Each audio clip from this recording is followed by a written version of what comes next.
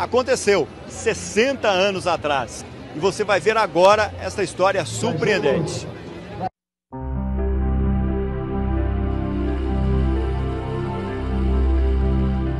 O carinho com as bicicletas atravessou o tempo.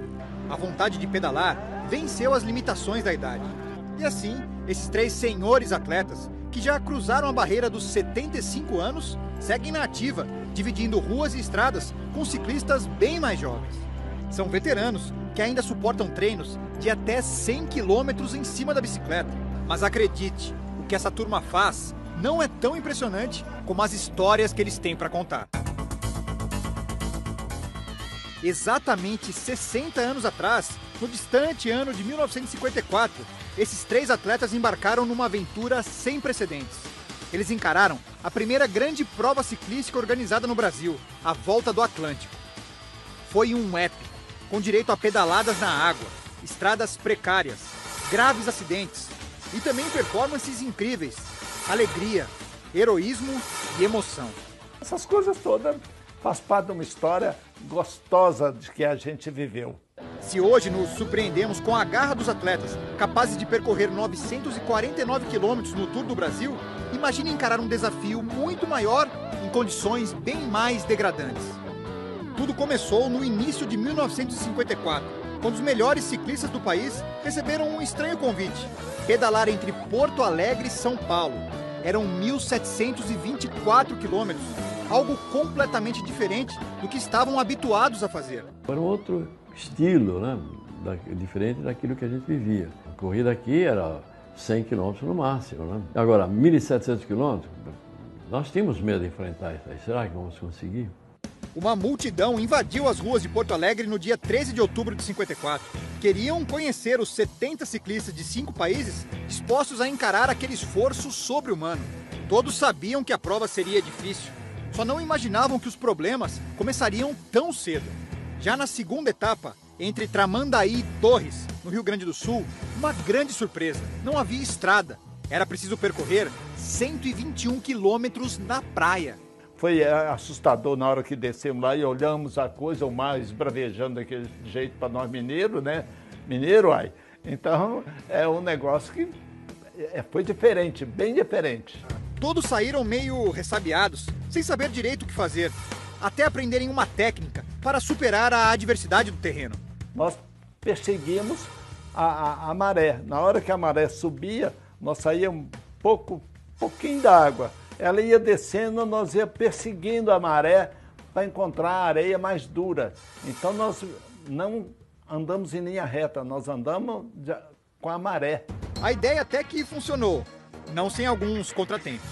Você procurava desviar da água, né? Às vezes não dava. Tem muitos que até se envolviam na água e tinham que parar.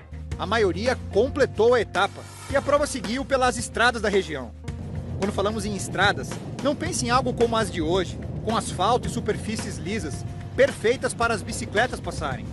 Todo o trajeto da época era feito em terra ou cascalho.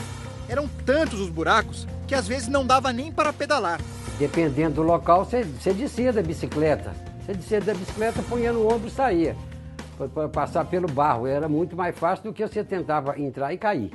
As bicicletas, aliás, eram muito diferentes dos modelos atuais. Hoje os atletas têm à disposição verdadeiras maravilhas da tecnologia. Elas são feitas com fibra de carbono, pesam cerca de 7 quilos, têm 21 marchas e possuem até câmbio eletrônico. Em 54, com um quadro feito de ferro, elas pesavam o dobro, 14 quilos, e tinham no máximo 10 marchas. O câmbio ficava no quadro, próximo das pernas, o que dava muita dor de cabeça aos atletas. E a dificuldade maior era regular a marcha, porque tinha uma alavanquinha no quadro, que é a estrada de terra, trepidando, e você passar a marcha e regular a marcha que você queria colocar na bicicleta, já era uma arte, já não era muito fácil. E tem mais. Hoje os ciclistas têm à disposição modernos sistemas de monitoramento via satélite. Eles sabem precisamente onde estão na prova e quanto precisam percorrer até o fim da disputa. 60 anos atrás, tudo que os atletas podiam fazer era olhar o mapa e partir rumo ao desconhecido. se você perder o pelotão, você numa estrada que você não conhece. De repente você chega numa encruzilhada, para a direita, direto ou para a esquerda. Aí você escolhe. Aí você vê que uma coisa está errada, não encontra ninguém. O máximo de suporte que os ciclistas tinham eram os carros de apoio que acompanhavam a disputa. Isso existe até hoje. Os atletas atuais sabem que se precisarem de algo para beber ou de um reparo na bicicleta, os veículos estarão próximos, logo atrás do pelotão, com tudo o que quiserem. Em 54 não era bem assim. Em alguns trechos da estrada, as bicicletas até seguiam. Já os carros não tinham a mesma sorte. O carro de apoio ficava para trás. Tinha que ter carro de boi para puxar o carro de apoio. Então foi uma guerra. O ciclista então acabava por conta própria. Pneus estouravam a todo momento e era preciso estar pronto para resolver tudo sozinho. Cada um trocava o seu, cada um enchia o seu pneu, cada um tinha que se virar. Tanto é que nós levávamos o pneu como uma cartucheira de bala, né? Nem todos tinham paciência para gerenciar tantos problemas. Um dos participantes viu seu pneu estourar em uma etapa. Ele se revoltou com a demora para ser socorrido e arremessou a bicicleta para fora da estrada. Não notou que havia uma lagoa no local. A bicicleta afundou e ele acabou desclassificado. Não foi o único.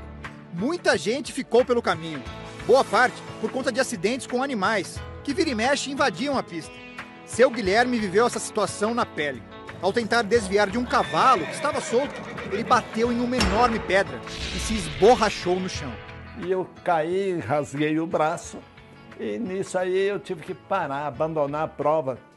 E cá para nós, como eu chorei de dó de ter que abandonar a prova. Mais à frente, em outra etapa, os ciclistas seguiam tranquilos, quando um boi saiu do meio da mata e cruzou a pista, no meio do pelotão principal. Vários atletas acabaram no chão. Um fazendeiro conseguiu controlá-lo e a prova seguiu. O espírito, afinal, era esse, seguir adiante, sempre. E a disputa foi emocionante, até os últimos momentos. 17 dias depois da largada, os ciclistas chegaram a São Paulo para a etapa final. A disputa estava aberta. O vencedor só foi conhecido nos metros finais, bem aqui, no Vale do Anhangabaú. Uma multidão foi às ruas e viu o venezuelano Franco Cassione se consagrar como campeão do evento. Seco e Saliba estavam entre os brasileiros que cruzaram a linha de chegada. Completaram orgulhosos o desafio. Pareciam saber que nada mais seria como antes, que estavam abrindo portas para o esporte crescer e se desenvolver. Ele foi um marco, né? Um marco para o esporte brasileiro e especialmente para o ciclismo, né? A Volta ao Atlântico foi o início do ciclismo, que eu considero o início do ciclismo do Brasil. Porque daquela volta nós aprendemos a andar longos percursos, correr todos os dias, sofrer todos os dias, né? E administrarmos as nossas energias, nos disciplinarmos em termos de alimentação, repouso, né? A aventura deixou marcas profundas também na vida pessoal deles. Ninguém nega que a insistência em pedalar até hoje tem muito a ver com o que aprenderam na volta. Quantas vezes já ouviram que não deveriam andar de bicicleta em idade avançada? Quantas vezes já escutaram que o corpo deles não é capaz de suportar tanto esforço? Eles simplesmente dão de ombros. E que aquilo ali nos ensinou isso. Que você vai sofrer, vai. Mas que você sai da frente, não desista nunca. A cada pedalada, esses senhores se sentem mais vivos. E com eles, sobrevivem também as memórias de um evento único, especial. No boca a boca com as novas gerações, a história se espalha, resiste ao tempo. A história dos ciclistas que pedalaram no mar, que trombavam em bois e cavalos, que não temiam o desconhecido.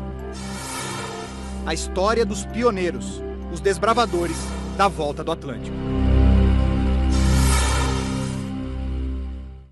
Que desafios inusitados, né?